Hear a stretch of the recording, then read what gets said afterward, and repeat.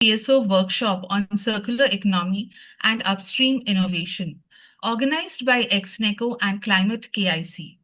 We are delighted to host such a diverse group of sustainability leaders today from consulting, IT services, engineering, mining, energy, consumer products, and global enterprises. Let us begin with the Sanskrit shloka that captures the essence of our purpose today. Sarve bhavantu sukhina, sarve santu niramaya, sarve pradani pashyantu, ma kaschid dukbhag bhavet. Meaning, may all be happy, healthy, see good, and be free from suffering. This refers to the spirit of circular economy, ensuring collective well-being through smarter, sustainable choices. But the urgency is real. Rising CO2 emissions and unchecked waste are accelerating climate risks, from ocean acidification to biodiversity loss. Incremental steps are no longer enough. Transformative solutions are essential. The circular economy offers a pathway to reducing waste, cutting emissions, and keeping resources in circulation. This workshop has been organized by Exneco and Climate-KIC. Exneco stands for Exploration, Networking, and Collaboration, and was founded in 2023 to build smart ecosystem during ecological solutions. Our mission is advancing innovation, policy, and education through collaboration for smart, safe, and sustainable future. Let me introduce to the team of Exneco, Raku. He is the founder and CEO and has 2 decades of experience in sustainability and technology leadership. Shrestha Bhattacharya, who is the executive director. She is PhD researcher in sustainable luxury, bridging the gap between academia and practice. Rupa N, director and co-founder. She is championing green jobs and driving sustainable talent development. Together, we are working to drive transformative change for a greener future. Now I invite Emily Aman to introduce Climate-KIC and its team. Thank you. Thank you, Shrestha. Welcome, everybody. Good afternoon again. We're very excited to kick off this workshop, this seminar, and have this collaboration. I see many people are joining already. So yes, I'm part of Climate-KIC. We are a knowledge innovation community from Europe. We started 15 years ago working on climate innovation, on systems innovation to tackle this big challenge on climate change. I'm the circular economy entrepreneurship lead. So my background is in economics, in international development, and in circular economy studies.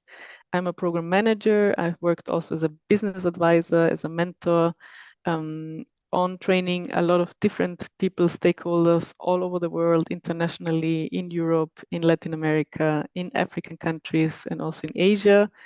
As I think it's the only way forward to combine entrepreneurship, to combine business, company skills with sustainability.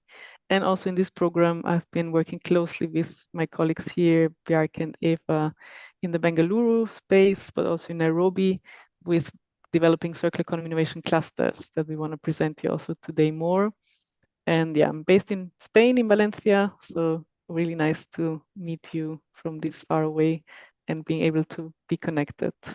Really and excited to have you today. Bjarke, over to you.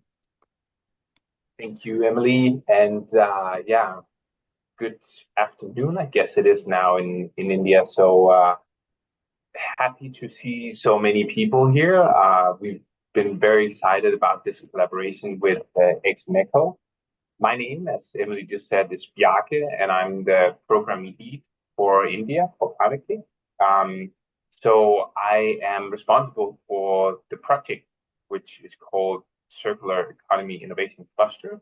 That's a project supported by the IKEA Foundation that um, we're currently implementing in India. I'll explain, in just a second. I'll explain more about it, but just very briefly, like Emily said, I also am based in Europe. I'm based in Denmark, and I have a background in also working with very early stage innovation through one of Climate-KIC's other programs called Climathon. And then before that, I did some work also more with cities and how to find solutions to city challenges. So that's me. And I know we also have our colleague, like Emily mentioned, Eva. So maybe Eva just want to say 2 words about herself. Eva is going to be in Bengaluru in just a few weeks. So maybe there'll be time for some of you to meet up as well. But Eva, I'll just give you, yeah.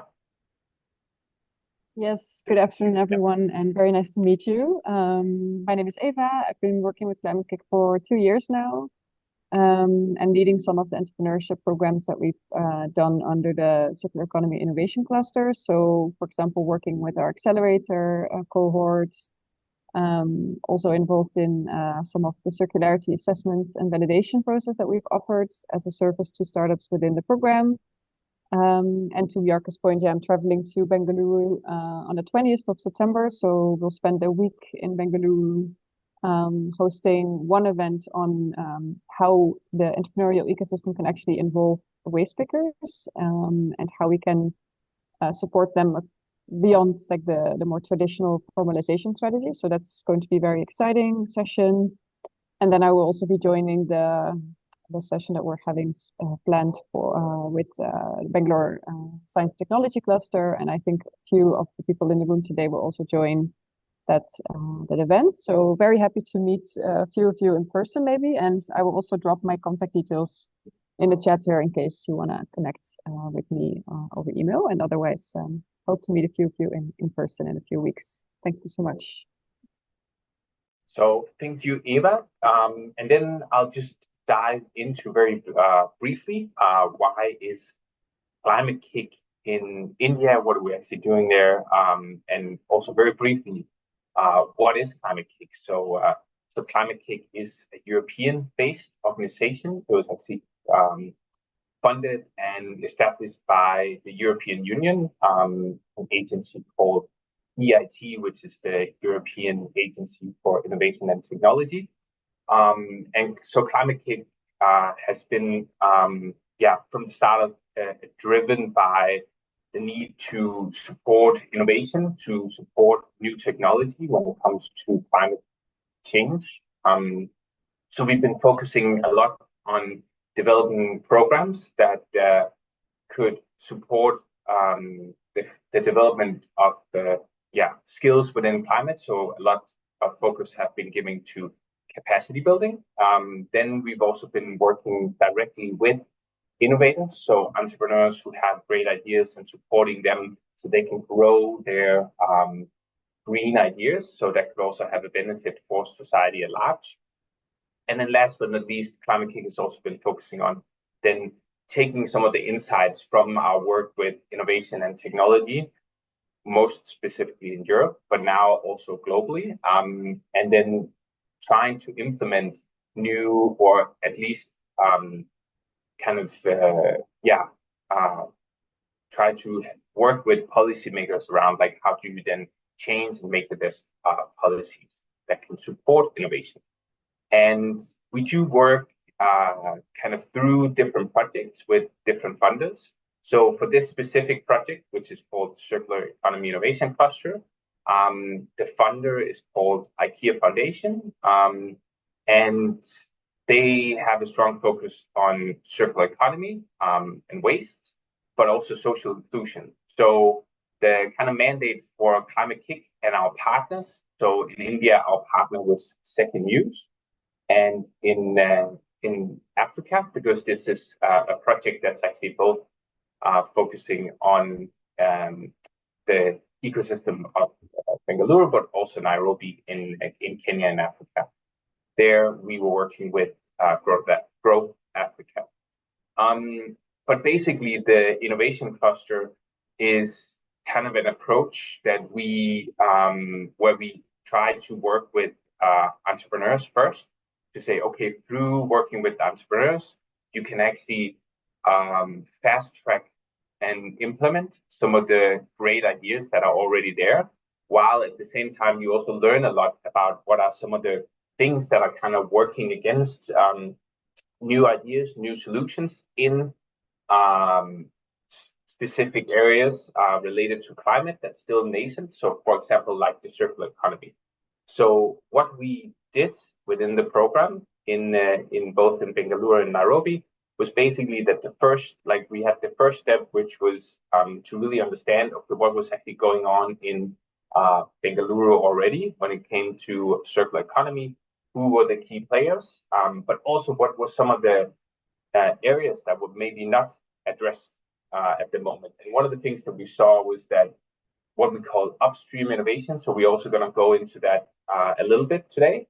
But upstream innovation, so really how do you start to eliminate waste rather than waiting for a product to become waste and then recycle it, but how do you actually start to think about products as something that can be kept in loop in production, maybe kind of limiting the amount of waste or the amount of looking at the amount of the product that can actually be reused just without like any process. So we saw that was actually a huge opportunity. So what we did from there was actually trying to then work directly with the entrepreneurs about coming up with or supporting the ones who had solutions that were kind of responding to this need, so upstream innovation, and helping them through an acceleration program, but also through more early stage engagement of innovators. At the same time, we also realized that we could work with some of the key stakeholders. Here, it was the ESOs, so that's the entrepreneur support organizations, about really figuring out how can we also start to look at some of their issues and some of the things that they're kind of highlighting as working against them when it comes to scaling innovations. And from that, we actually identified a few scalar projects, as we call them.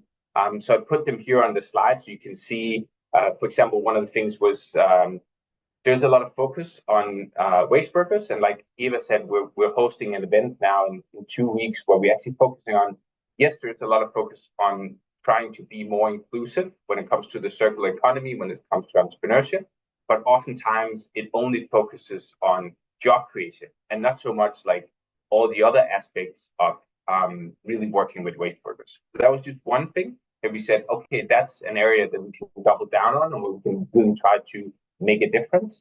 Another one was the fact that we saw there was a lot of interest and hype around circular economy, but there was still kind of, still a little bit of a lack in terms of the capacity and real understanding of circular economy. So we saw the opportunity to actually support both ESOs, but also other stakeholders like yourself, like what we're doing today, but actually to build a more deep understanding about circular economy and how circular economy can work for you. So that's really what we're doing now until the end of this year, which is when this project will come to an end. But the idea is really to build on all these different types of projects. So with that, I'm just going to move to the next slides.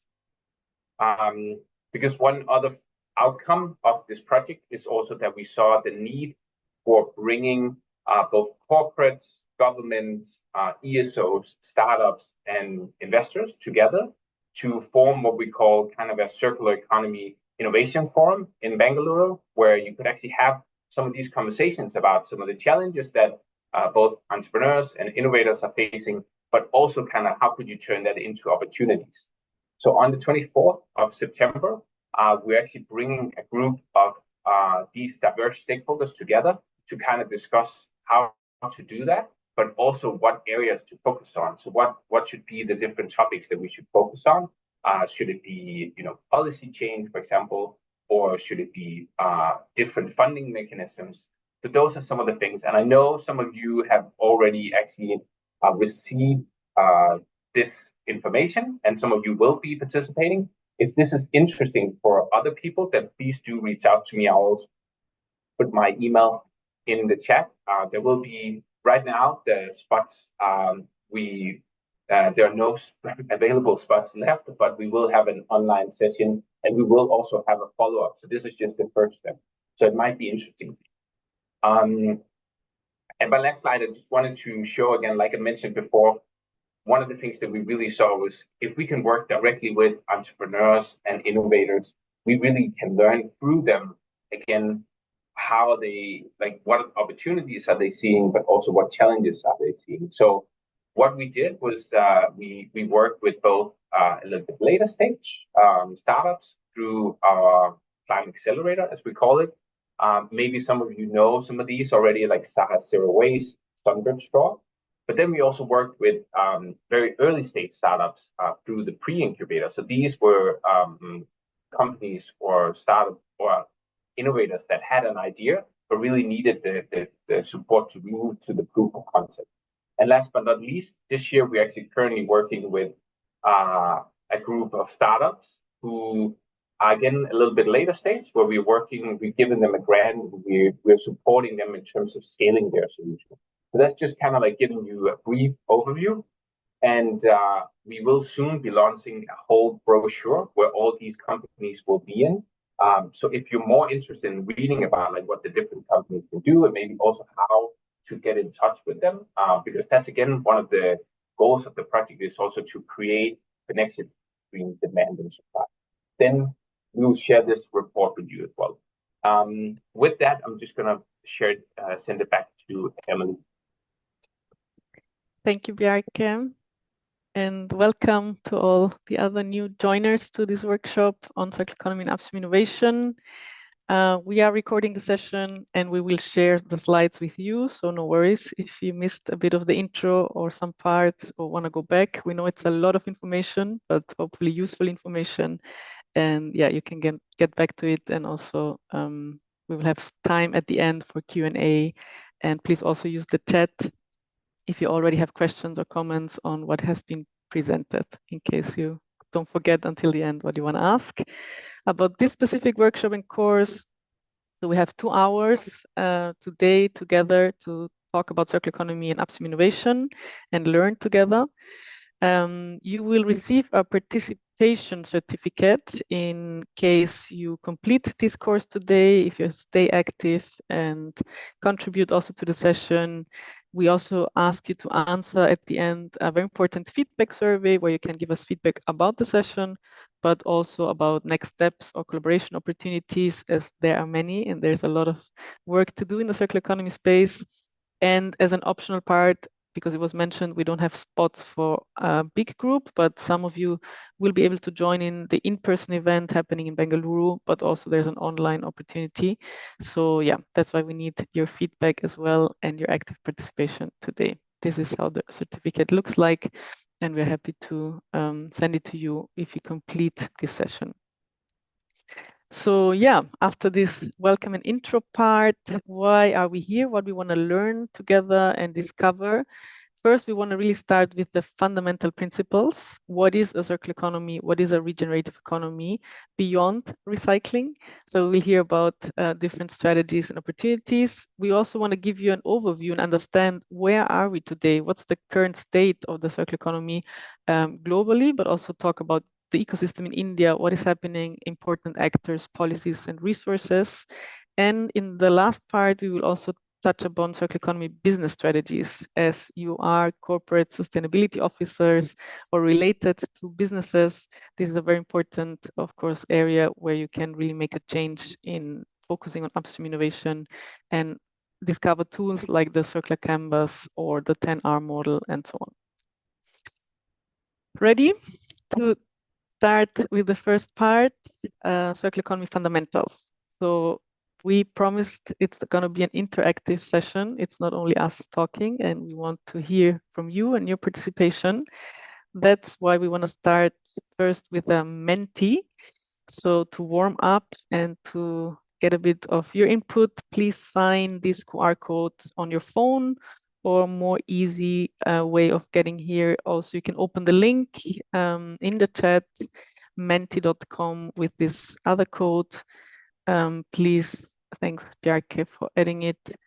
You can open the Menti there.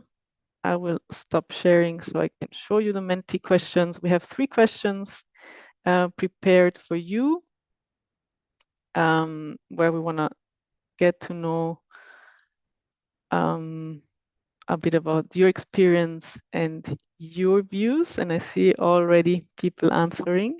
Very good. So what comes to your mind when you think about circular economy? Let me share here the Menti.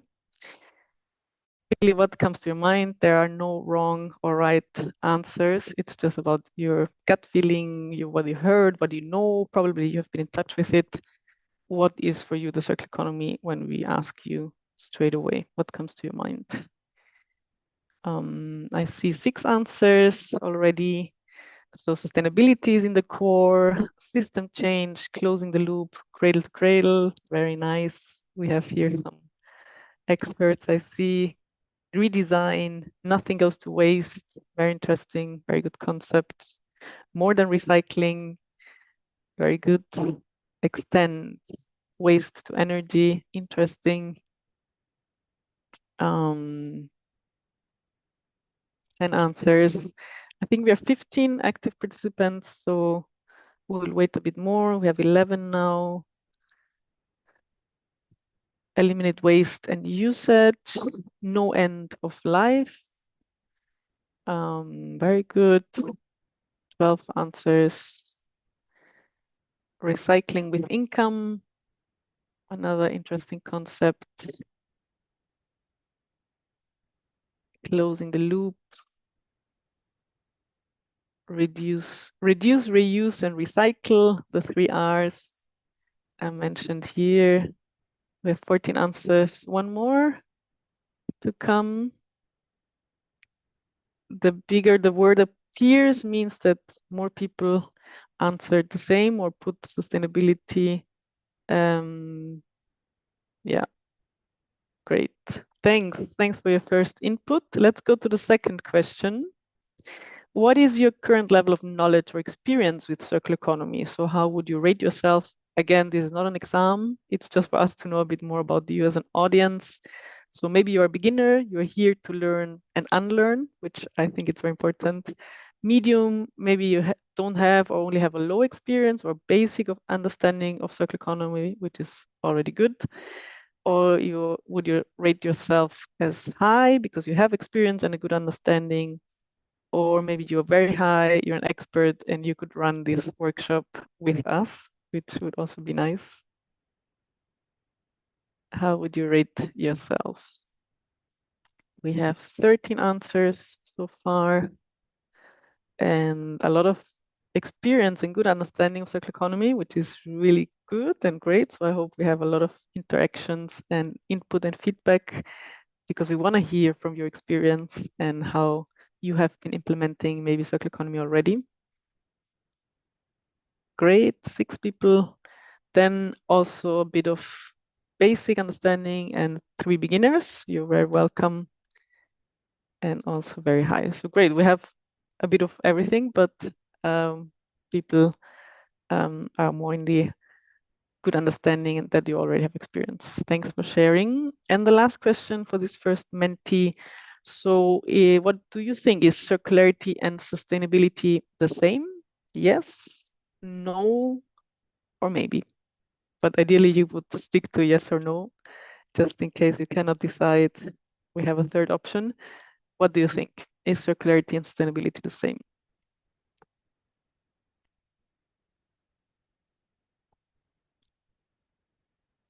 Interesting. We have a clear majority with a no, but also 2 yes so far. What do you think?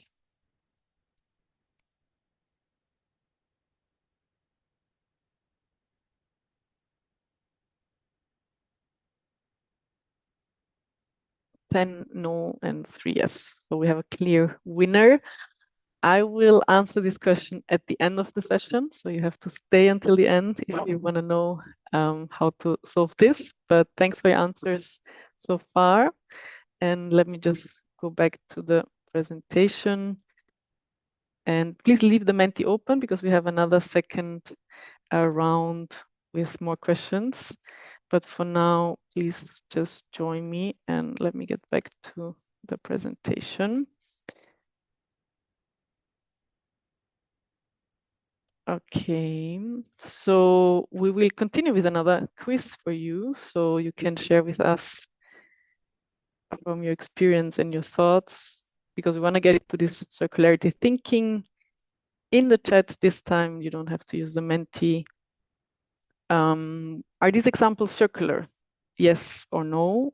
And we will talk about the definitions and the principles shortly, but also to get your view on understanding. And it's very important that we agree and that we acknowledge what is a circular economy and what it is not, and why we want to define it in some specific way. So these are real companies. There's a company here in Germany called Knerze, but it's also one that does the same in the UK and probably in many other regions. Beer made out of old bread. So we need these ingredients that needs fermentation to create beer, corn, and other water and so on. And this company thought, okay, bread from bakeries or other shops that is a bit old but still good to use, but just a bit hard. We could use this input for our beer, and so we don't have raw materials, we don't have new input, and can close the loop or use someone's waste in that sense as an input for our company. Is this circular? In the chat, I see from Gerald, yes, Satish, and I hope I say your name correctly, Avinash, and more, yes. So I think we are clear, easy one. Yes, I would also say yes, because that's one of the key concepts, right? That we really decouple this need of having always virgin materials and new materials, how we really make use of waste that for others are not resources not being used anymore, and we can use it as input for our business. Of course, we would need to look into more factors. It's a holistic thing. The packaging or the water, the energy use, and so on and so on. But here the key ingredients and the main ingredients and the business model out of it is circular. Great. Second one. Also very common example in textiles these days, shoes made out of a percentage of recycled plastic bottles. Yes or no? Do you think this is circular? I see yes and no. I see yes. Yes, yes. Another yes. Okay, interesting. A lot of yes. Anyone would like to share in the chat why yes or why not? As we have different opinions. Or you can also unmute yourself, please. We are not such a big group, so happy to hear you talking as well. We have a comment on the sole portion used to be made from recycled plastic. Charvi, I don't know if I say your name correctly, or please tell me how to pronounce your name and go ahead. Can you hear me? Yes. Yeah. Great. So Emily, I think the answer is no. I might be wrong, but I think it's no because plastic bottles turning them into shoes ultimately leads them into the landfill again. It's best to recycle them into plastic bottles again. So I don't think this is a circular economy. Thanks. I'm fully with you. It isn't clear no. It's a solution with a good intention. Often, sometimes we think that taking some type of waste or product and put it into something new makes it better, circular, sustainable. But it's exactly this question you pointed out. What happens at the end with this shoe? just because it's made out of recycled plastic bottles, can we ensure it can be fully recycled again? Are we closing the loop really? Or are we just postponing the problem, as you mentioned, and most probably the shoe will end up in landfill anyways? Would it need much better? Yes, it's much more circular that these plastic bottles have another life in the sense and can be reused at least 7, 8, maybe 9 times again as plastic bottles. And we extend the material use and the product use, but we want to eliminate waste in the first part or toxicity. So we have to be very careful with this type of recycling and recycled material. Recycling is part of the circular economy. It is one of the strategies, but it's not the most circular one for sure. And this question, as circular economists, first question is, what happens at the end with this product or service anyway? So can we make sure that this shoe will get recycled? Which components does it have? And so on and so on. So very good and sharp analysis. And here it's a no. Next one. What about repaired or refurbed electronics? These also real case examples. Fairphone exists, a company from the Netherlands that built a phone that can be easily repaired by the owner themselves. So you're not dependent on the producer.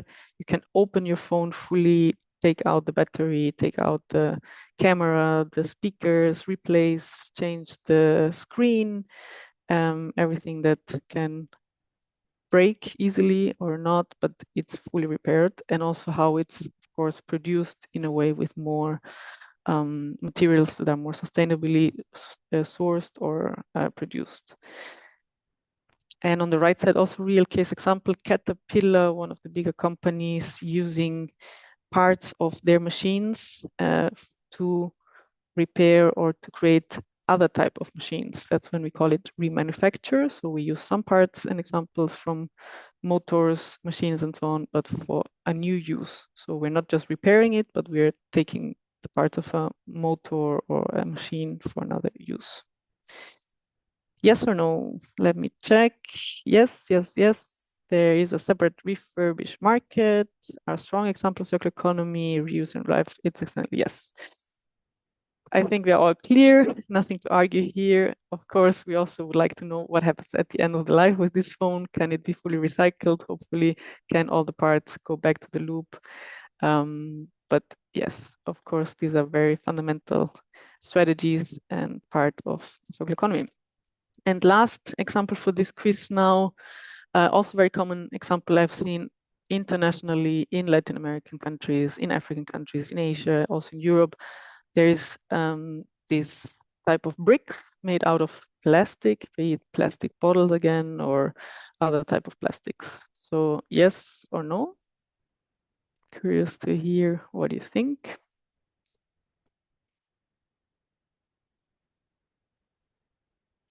Maybe semi-circular. Bricks made out of plastic, an example of upcycling. I want to hear a yes or no. What do you think? No, no. Yes, no, okay. Here we see again a bit of a division, more no's so far. Anyone would like to share in the chat or just unmute yourselves why you don't think this is circular or why you think it is circular? Yeah, Emily, Balaji here. So, hello. Yeah, so we can make anything out of plastic, but it should have some utility value. Okay, if you make a bricks out of plastic, it may or may not serve the purpose. Hence, it's not a circular thing with respect to this context. Thanks for your input. I'm with you. I would also say no, it's not circular. Again, it's a good intention. We make something out of waste. Where can we put it? Question is, and of course we would need to analyze all the bricks by themselves and ask, what's the material safety here? So in circular economy, we need to ask about the materials, the toxicity, what can come back to the loop? Are these bricks fully recyclable in the end? Again, what happens at the end of the lifetime? And plastic is a very important material in many aspects of construction or parts where it can be used more inside, but we also know more and more research and more effects are being known, not only about the plastic itself, but the microplastics. Okay, so how do we ensure with bricks out of plastic? Would you live in a house or like to breathe the microplastics, the erosion that comes into the soil, into the air, as another type of pollution that we're seeing, and with very negative effects as well. So again, is this just a good intention, or are we making really a circular solution when we build these things out of it, or should we just, and I really liked in the Menti, you mentioned system redesign or redesign of a real change, how we use materials, for what do we use them?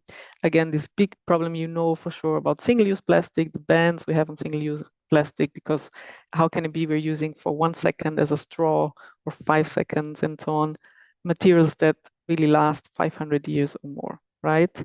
So we have to be very careful and often, have a clear eye on what is circular or not. And often we see greenwashing, we see a lot of intent, and it's like the new trend. Everything is like eco or green or sustainable or circular, but it's not often when we look at the real definitions or try to understand the real impact. So very well done. I see you bring a lot of experience and views on it already.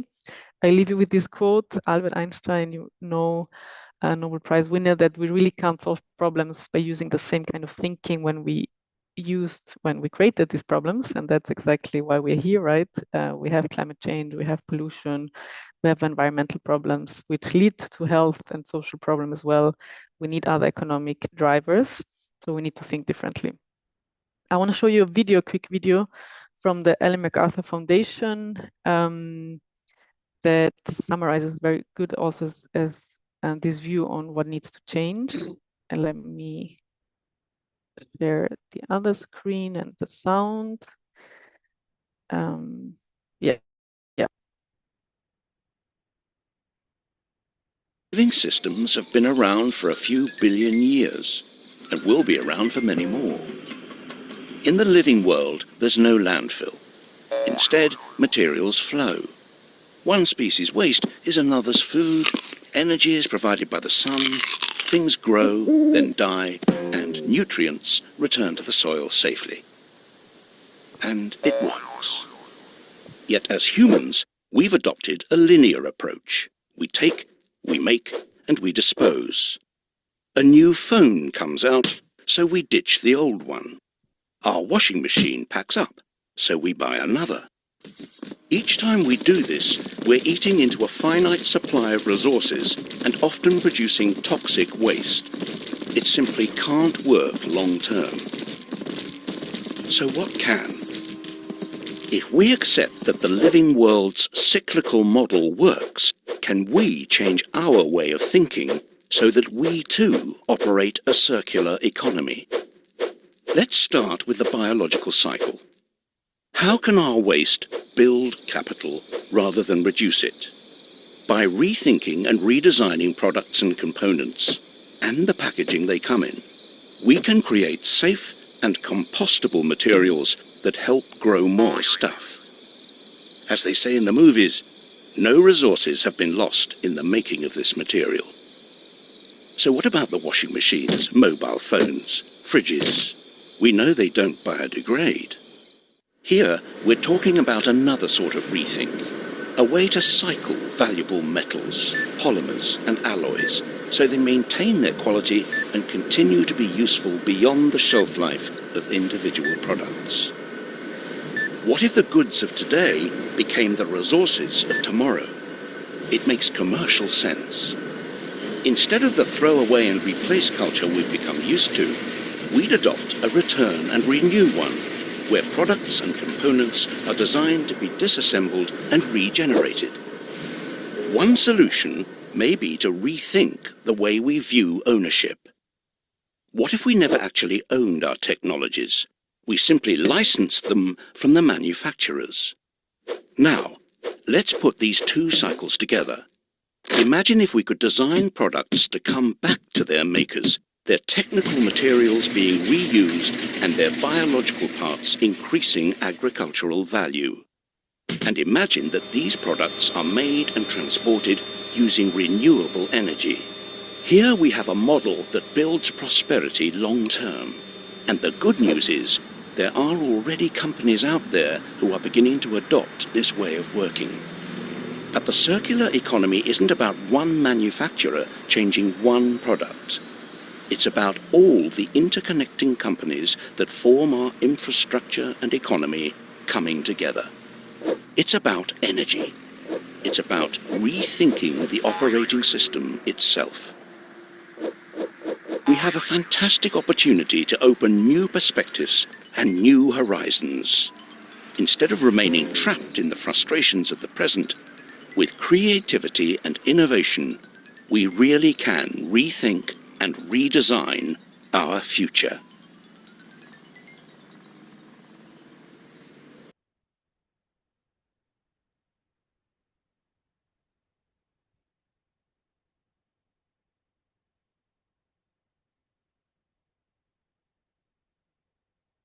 How does this sound as a future? Any immediate thoughts, comments? Any new ideas or something that surprised you from the video that you knew before?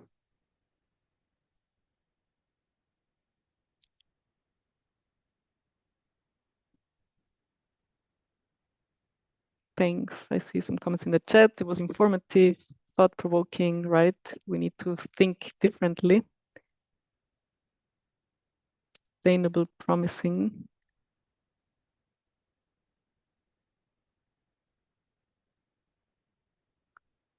You know the Ellen MacArthur Foundation, who has been driving the circular economy also for over 15 years.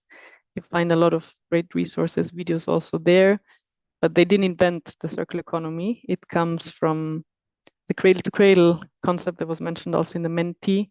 So a German chemistry expert, Michael Braungart, an architect from the US, William McDonough, they came together around 2000, 2002 and coined the term of cradle to cradle. So how we make sure everything comes back in a loop and how we think differently and separate these materials into technical parts or biological materials that we need to keep in the loop. So that's a big part of the circular economy.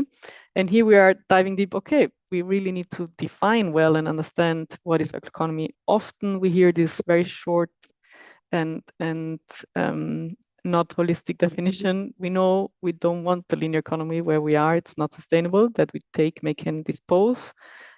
But it's also not enough to just say, okay, then we need to recycle everything and then everything will be fine. That's not the ultimate solution. It's about rethinking how we create really value in US business minds and CSOs, working businesses, why we have businesses, why we have an economy, because we want to create value for the society in the products and services and solve solutions. But at the moment, we are like experts in destroying a lot of value we produce because we just don't think about this post-use.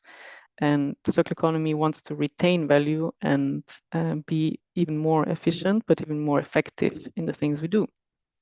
This is very relevant for climate change, and it's the elephant in the room. We focus a lot on energy, sustainable energy, but 45% of the total current emissions lay in all the products, how they are produced, foremost in how we produce the food and agricultural sectors, but the big industries in steel, in cement, the plastic industry again, aluminium.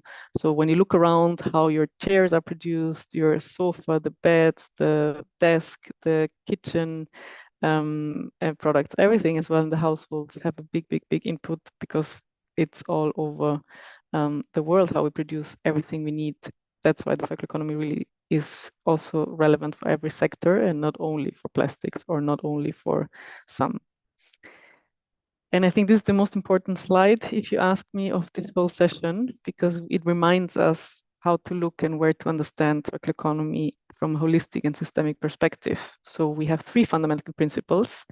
That first, we want to design out waste and pollution from the beginning. And this needs a new art type of thinking and designing products and services differently. How can we then also keep products and materials in use as long as possible, but also at their highest value? So no downcycling, but reuse the same packaging, be able, or secondhand clothes, be able to repair, remanufacture, or at the end, okay, recycle if there's no other solution. But the big difference, and I think what we need to unlearn, often in sustainability and in the sustainability area, we have been taught for many years, it's about being more efficient, it's about being less bad, having a less negative impact. So how we reduce the water consumption, the energy consumption, and so on. And nature has taught us, well, what about regeneration of our natural systems? When are we contributing positively to it? So that's the only way we know that nature has thrived and survived millions of years. Can we include this in our economic system? Can we rethink and do things differently so we know we have a positive impact because the materials we use are biodegradable, are biomaterials that can go safely into the soil? How is it even possible that we are selling products that are still toxic or have contamination at the end? Are these materials really safe for our environment and how we use it? And that starts, as you say, with the shoes, with the soles, with the plastic, with the microplastics we see everywhere, and so on. So it's a rethinking. And at the end, we want to decouple this economic activity from the need of having always to have raw materials and virgin materials in our consumption. We live with finite resources, most of them. Some are renewable, like energy, but we are not there yet. So it's creating a real systems change. It's not just making an app or something new, it's redesigning how we do business. And for you as business thinkers as well, what are most common circular business models? And we will share in the second part a lot of examples, but it has to do with your circular value chain. So some companies can focus on the circular supplies to use renewable energy, bio-based, or fully recyclable input for others. And you will not be able to do all the value chain, of course, on your own. That's why we need collaboration. Others will focus on this product life extension through repair, reselling, remanufacturing, the reverse logistics we need for it. Others can focus on sharing platforms. There are so many underutilized assets, resources, machines, and so on, that through IoT, through big data, through AI and so on, we now are able to share more of this information more quickly and more internationally. And the resource recovery, of course, how we make sure that nothing goes to waste or very few materials that we haven't found out yet how to recycle them or we need to change them, how we make sure we recover them. And one of the most interesting circular business models, I would say, product as a service. Again, it comes with a change of mindset, a change of the status. People still want to own their car or still want to own tools and many assets, but rethinking this, that ideally we would not need to own everything, because how often do you cut the grass? How often do you use the driller? How often do you use a lot of machines that could be just easily shared? So have a tool library as it exists in some countries or some companies use to be able to share more things. Car sharing, of course, you use Uber, you use maybe Bolt, Cabify, a lot of things. But this could be also for washing machines, for other assets as well. For carpets in offices, I've seen companies that you give you the service of the carpet and replace it. Philip, a big company, the light bulbs, right, gives you access to light, but owns the light bulbs and so on. So I think a lot is happening and there are a lot of opportunities for businesses. You cannot do it all and you don't have to. You have a value chain to collaborate, but there are opportunities to get started. What is also important, last year for the first time, there is a first international definition, an ISO, International Standard Organization Framework 59004 on circular economy. So over 100 organizations, experts, consultants, people came together to align and set a framework on defining circular economy as from a systemic perspective as well. With sub-family standards on measuring circular economy, because we need to speak the same language if we want to compare how to measure it as well. And there are developing step-by-step product circularity data sheets and helpful tools and resources. We don't have time to go into details, but just here as a summary, the 6 principles, again, it's about systems thinking, having a long-term approach, the value creation, and also how you manage your resources in the value chain. You're being accountable for your information, how you close the loops, and how you are regenerative. Measuring, big topic. It's a big area for businesses, for startups, for companies, for organizations to get started. It's not the same as the traditional LCA approach you might know. Of course, LCA is useful to measure circularity. We need all the steps in an LCA from how you source your materials, how the manufacturing is going, what happens at the end. But often LCAs go just until the end. But here we have the cradle-to-cradle approach and need to measure further and measure the input and output of our materials, measure the resources, the flows, the energy, the water, which is important, but also which type of business models you're using, for example, repair or reuse or remanufacture. And you contribute also directly to the Sustainable Development Goals, number 12 here prominently, responsible consumption and production, but you might have also social effects, creating green jobs, circular jobs, and so on, that you can also start measuring. I see a question from Gerard. What examples of large companies would you share that are making solid money returns on their circular business models?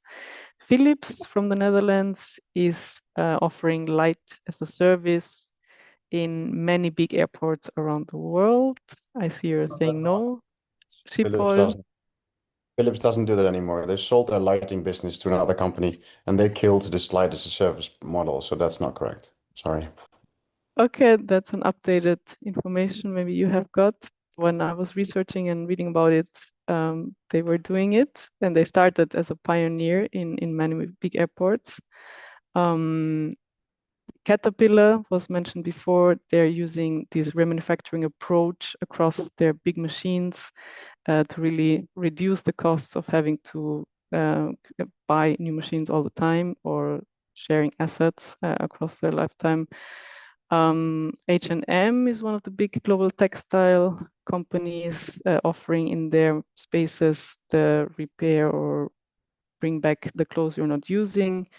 IKEA as a company has been offering in their stores also this secondhand marketplace for furniture for customers across the world to bring back and buy secondhand furniture as a business model.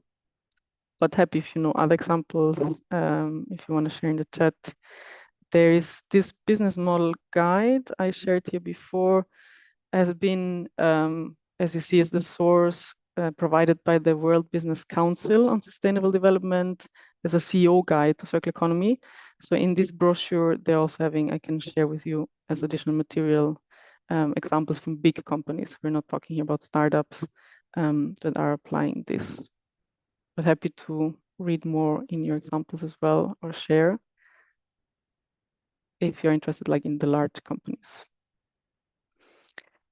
Main actors working on it. So you might know the Ellen MacArthur I've mentioned before. Circular Economy as a foundation measures yearly the circularity gap around the world. The World Circular Economy Forum, which will take place next year in India, will bring together policymakers, companies, and so on. This year it took place in Sao Paulo in Brazil. United Nations Industrial Program, UNIDO, is supporting industries worldwide in the circular transformation. The World Business Council on Sustainable Development for Companies with KPMG is developing a tool and has a platform to measure circularity for businesses. I can recommend the World Resources Institute, also sharing a lot of resources and updates on these topics. And the Chatham House, you might know as well, has I will show you a big platform to compare and see what countrywide, what others are doing in circularity.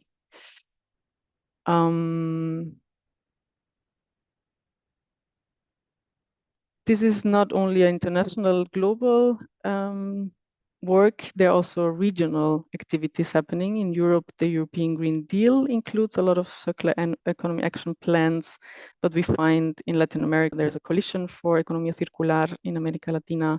There's the African Circular Economy Alliance, there's the Asian one, And also India has the International Council for Circular Economy driving circularity in the country.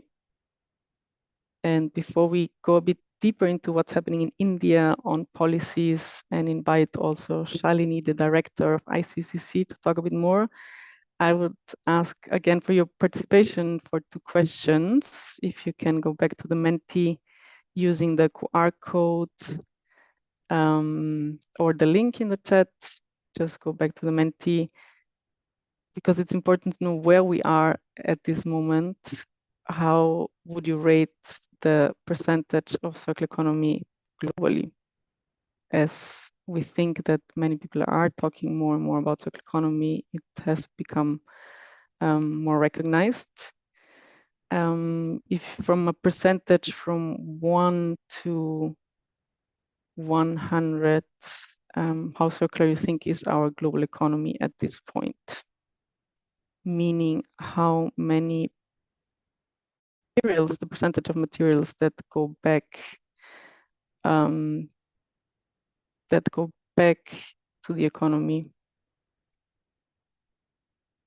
How is the percentage of our circularity in the global economy today?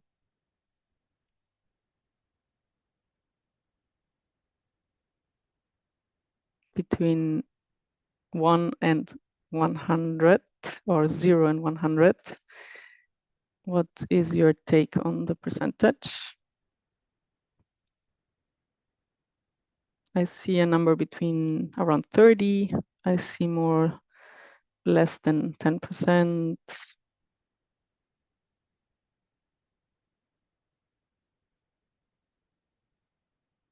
I see 7 answers. Give it a minute more. If you would need to think of how circular you think our global economy is, and the measurement is exactly the same of all the materials that have been used, how much are we making sure that we can recover, that it can be recycled, that stays in the economy and doesn't end up just in landfill or gets lost? I see 10 answers. One more optimistic person with around 30%, and the majority below 20%. So the correct answer is 6.9% of our global economy today is only circular. So there's no 6.9, but 7 here. And this is a report from the Circular Economy Foundation. They measure yearly since 2018 the circularity gap globally and analyze these resource flows, which is very interesting. So I think we can say that there's a big opportunity still to improve this number. It's very low. And what's most shocking, I think, that it's getting lower every year. So despite of having more people educated, more people knowing about circular economy, more people trying to, there are a lot of barriers still and challenges in different ecosystems, and we are over driving the consumption compared to what we are really making or be able to get back. And this leads us to the second question in this Menti exercise, the last question for this part. Why do you think this is so low, and what do you think are main barriers in the transformation to a circular economy in your ecosystem? So if we think this about Bengaluru or India, where you're based, what comes to your mind? What is a barrier? Why is a challenge? The economic viability. So is it really more profitable or not to have a circular business?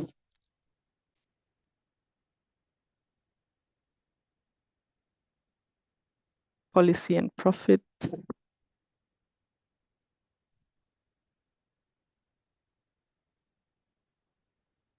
Infrastructure.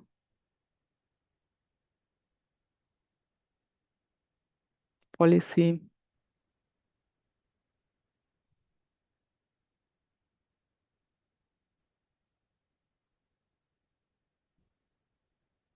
cost, people's mindset,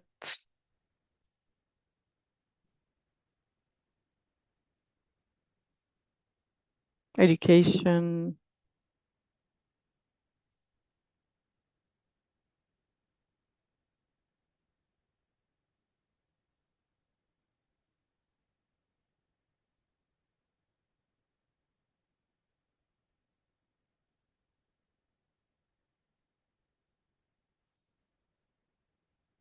no design for 3 Rs.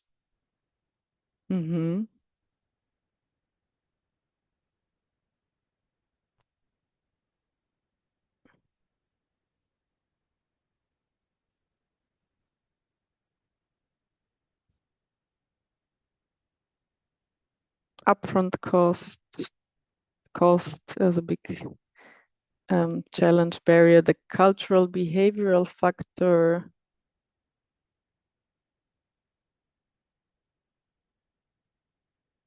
awareness,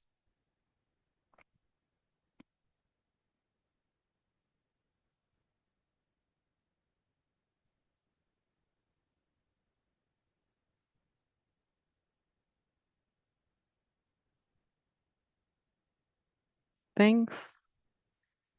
A lot of very valid barriers, challenges to overcome.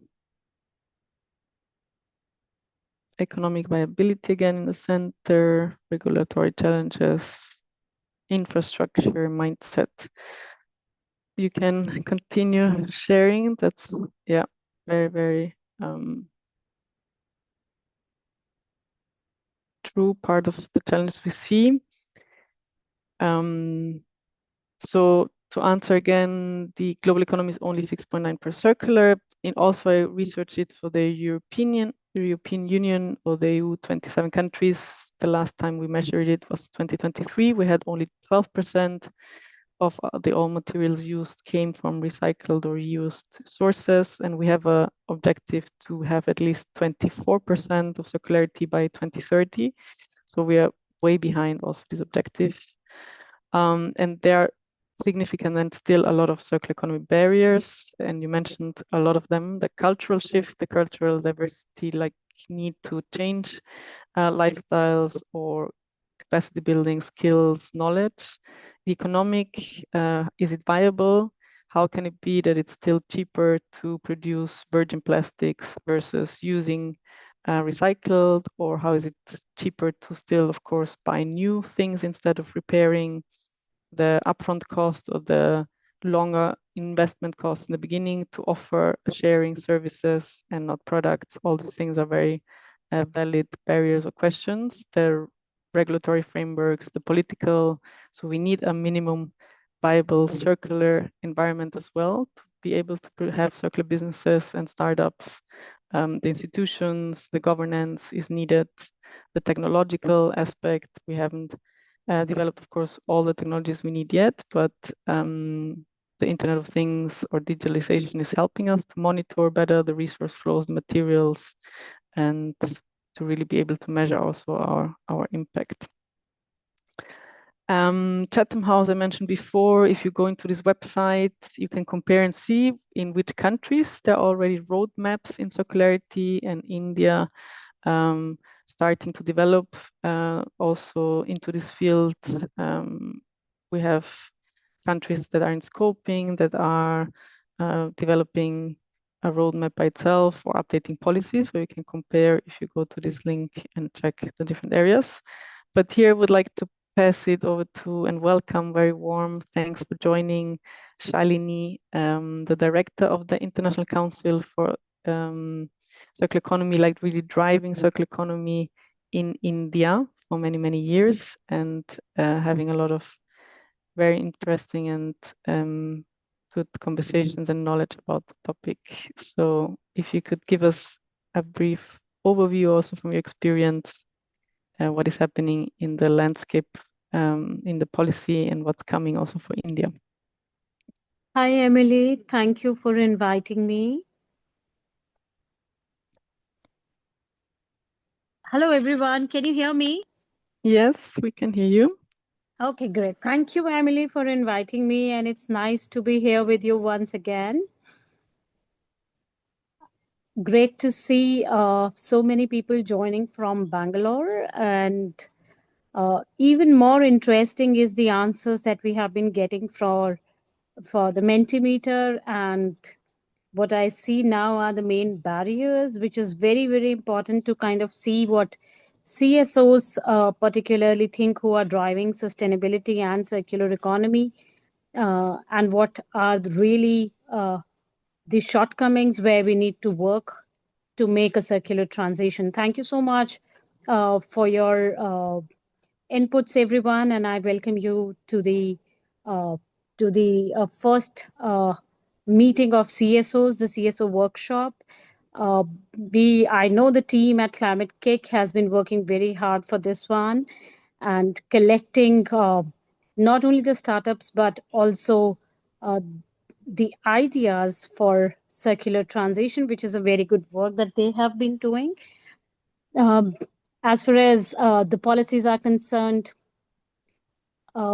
we know that the recent change in the Indian policy landscape came in January this year. Emily, you can share the screen. Oh, I think it's still in Mentimeter. You can switch the screen. Okay. Sorry, I thought I had it already. Thanks for letting me know. Now? Yeah, absolutely fine. Yeah. Thank you. Yeah, thank you, Emily. Thank you, Raku, for bringing that in. But I was actually talking about the recent change that came after the national conference that was taken by the Honorable Prime Minister with the Chief Secretaries of the State that held in January 25. The major idea of this workshop was to enable and steer the states for a circular transition. And that's when the states started to look at how they could work in circularity with whatever central policies are, how could they implement, because India being such a big, diverse country, center only makes the policies, they are implemented by the states. So states have to be equal partner when it comes to implementation of the policies. And I know Andhra Pradesh is first state that has come up with its own circular economy policy, which is very good to see. A lot of focus is on electronics in that area, but we see there are many small measures that are now taken by certain states. State of Haryana, which is in the north, has come up, is developing its revamping, I would say, its electronic waste management policy. They already have a vehicle scrappage policy, which is now being implemented at a very extensive level. Different states are looking at different kind of policies and priorities. The state of Karnataka is looking at innovation as one important lever to look at the transition, the digital transformation coming from the Silicon Valley of India is enabling data collection traceability that we see. But one major policy that came in 2022 was extension of the EPR into various sectors, including plastics, when single-use plastic was banned. And Mission Life was announced as one of the consumption related initiative rather than the production, which has been talking about. India has been very vocal about also the consumption patterns and sustainable consumption, while we look at sustainable development through change in the production cycles. At the same time, in 2023 late, the Ministry of MSME came with a scheme. It's called SPICE. The SPICE scheme is basically a scheme that enables the MSME sector to get subsidies in certain circular technological development, and it has enabled the startups to look at looking into the technologies that can support circularity within several sectors. And that's very, very important measure, the first big scheme of India. Apart from that, if you look at textiles, is looking at the ministry is very keen and looking at EPR and ESG as two important targets. ESG, they have gone very detailed in, and EPR we expect to come in soon. There is an EPR in battery waste, in used oil, also in rubber tires, which are very important sectors for India. If I talk about the Ministry of Housing and Urban Affairs, this is one ministry that has been focusing particularly on the cities and the solid waste management. Recently, I think this was the 5th time when Swachhata Sarvekshan Abhiyan had come, and Cities 2.0 scheme of the Ministry of Housing and Urban Affairs actually enables sustainable development in cities, managing the waste in a more sustainable fashion.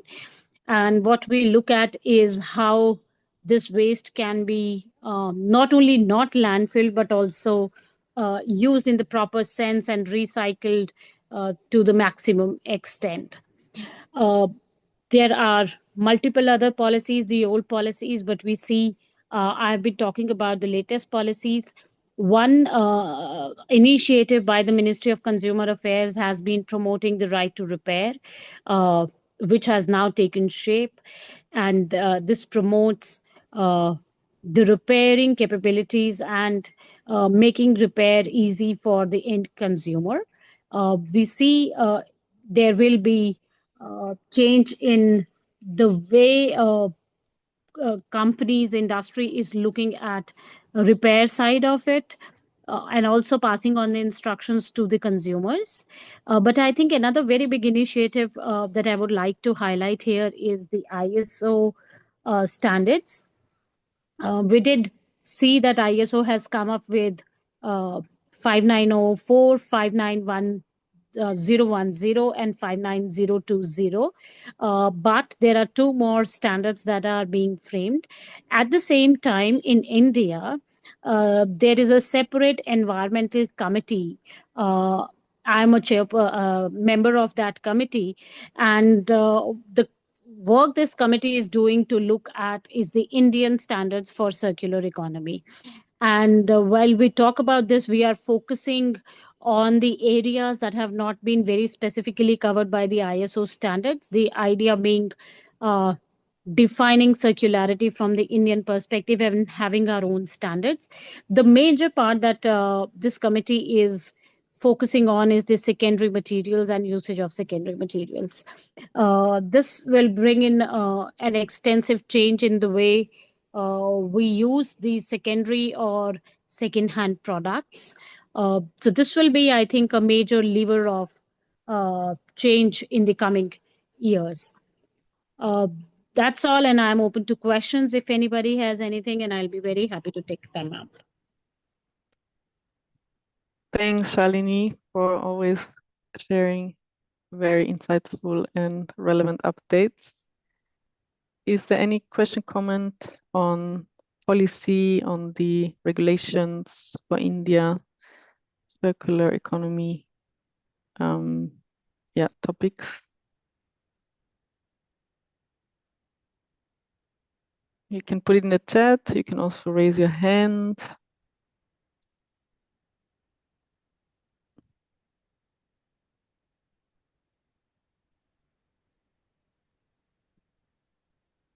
Any suggestions from CSOs to improve the policies? That would be most welcome. There's one in the chat. Are the latest EPR policies being rolled out? And among plastic, e-waste, rubber, oil that you mentioned, what would be the priority basis, the potential in EPR?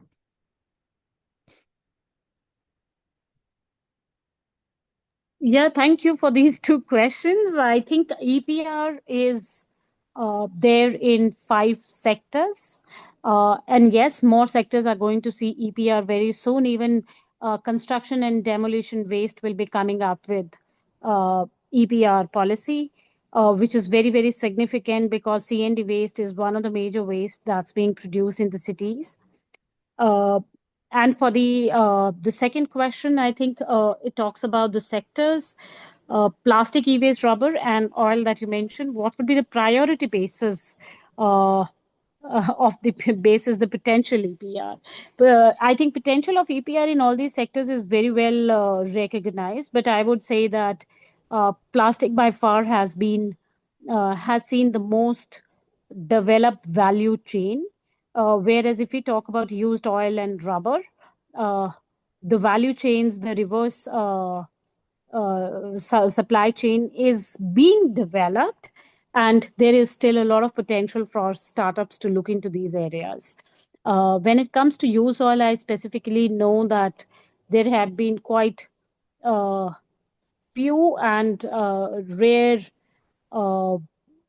initiatives. So used oil is definitely some place where we see that there could be more work that can be done.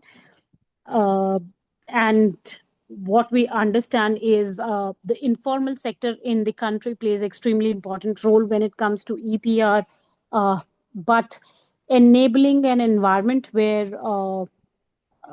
these people could play a significant role is still lacking, and that execution plays slightly. I mean, the implementation is difficult because of the diverse natures, and but I also see you people come from Bangalore, and there have been quite a few startups that have enabled digital technology, and that has enabled better living standards and better socio-economic conditions for these informal players in the game, where we see more things to come up using the IT as we go more IT enabled.